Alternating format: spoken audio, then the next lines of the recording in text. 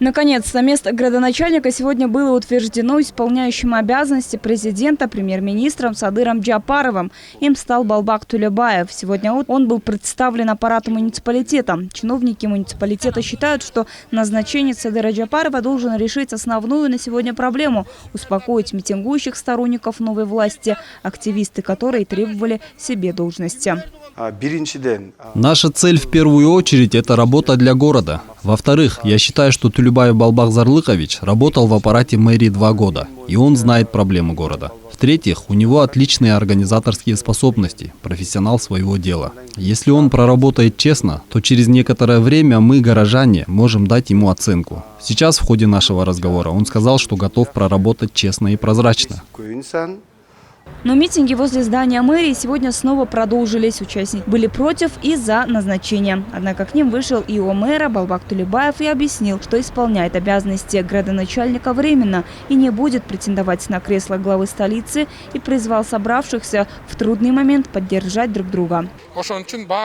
Я никому не желаю плохого. Давайте обойдемся без конфликтов. Потерпите 2-3 месяца.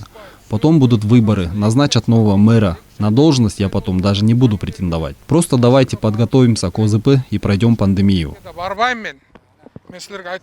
Одним из организаторов митинга был Тырахан Джунусбеков. Он, в свою очередь, поддержал назначенца и пояснил это тем, что он не является сторонником Наримана Тюлеева и Суракматова.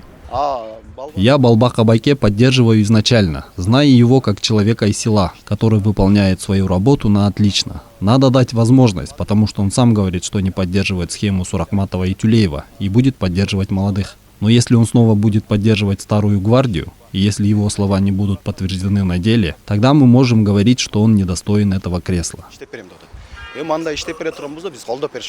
Еще одним из активистов, который был против назначенца, это был Асхат Осмонов.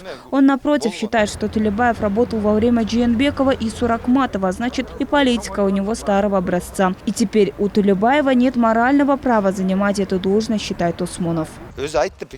Мы говорили с сотрудниками мэрии, мы выдвигали свою кандидатуру – Джамалбека Ирсалиева. Этот человек мог бы стать исполняющим обязанности мэра. Тогда была бы люстрация. Поймите правильно. По словам его градоначальника, сейчас он рассматривает кандидатуры на посты вице-мэров, и решение будет принято в самое ближайшее время. Балбак Тулебаев не стал называть имена претендентов, обещая проинформировать прессу сразу после принятия решения. Накануне Балбак Тулебаев покинул пост полпреда правительства Высокульской области. До этого он руководил аппаратом мэрии столицы. Айда Отбекова, Алтынбек Сакиев, Нью ТВ.